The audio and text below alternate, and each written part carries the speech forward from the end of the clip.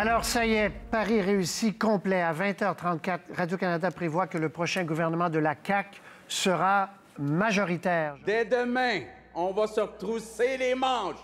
Dès le moment où un gouvernement est déclaré élu, il y a des contacts qui s'établissent pour fixer les premiers rendez-vous. Bonsoir tout le monde.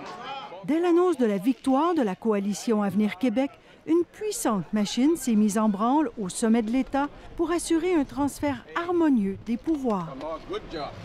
Jusqu'à maintenant, avec M. Couillard, ce soir, ils ont été impeccables. Ils nous ont offert leur disponibilité pour faciliter la transition. Donc, au Québec, il faut se le dire, les transitions se passent bien. Les décisions prises dans les tout prochains jours sont cruciales pour bien lancer le virage promis. Les espoirs de changement sont immenses. Je veux qu'il y ait moins de délais dans les palais de justice. Je veux qu'il y ait de l'accessibilité à l'aide juridique. Pour moi, l'éducation, c'est super important. S'assurer qu'on a des jobs qui sont bien payés, développer les connaissances des gens. Les aînés sont oubliés. Oui. Il n'y a pas assez d'aide pour les aînés à domicile.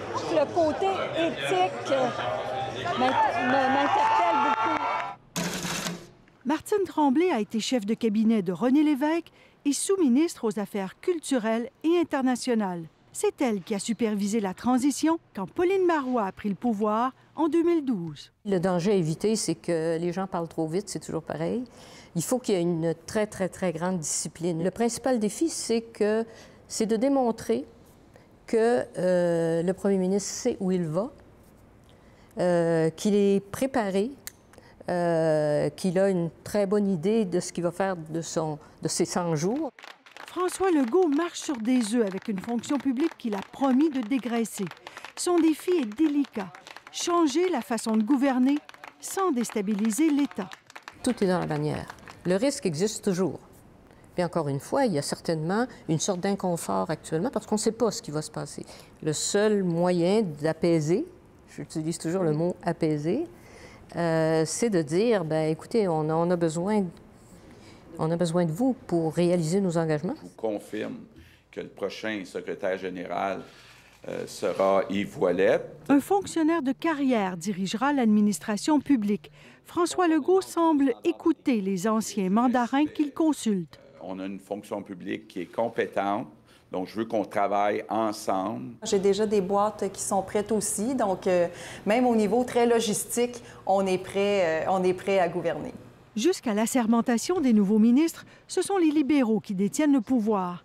Si une crise éclate d'ici là, qui la gère? Qui déciderait, par exemple, de déployer la Sûreté du Québec? On est déjà en contact très étroit, notre comité de transition, avec l'actuelle haute fonction publique. Donc, c'est certain que quoi qu'il advienne, que ce soit une catastrophe ou autre, on est toujours consulté de très près. C'est pas le piège le plus gros que vous devez éviter. L'arrogance. Il faut être humble. Il faut savoir que la confiance des Québécois se mérite à tous les jours. J'ai l'impression qu'on est un peu devant une feuille blanche, puis c'est à nous de l'écrire convenablement, d'écrire l'histoire convenablement. C'est stressant, une page blanche, non? En tout cas, pas ce soir. Les nouveaux dirigeants du Québec se donnent 2 à 3 semaines pour former le Conseil des ministres. Ce sera le premier vrai test de la volonté de changement du premier ministre désigné.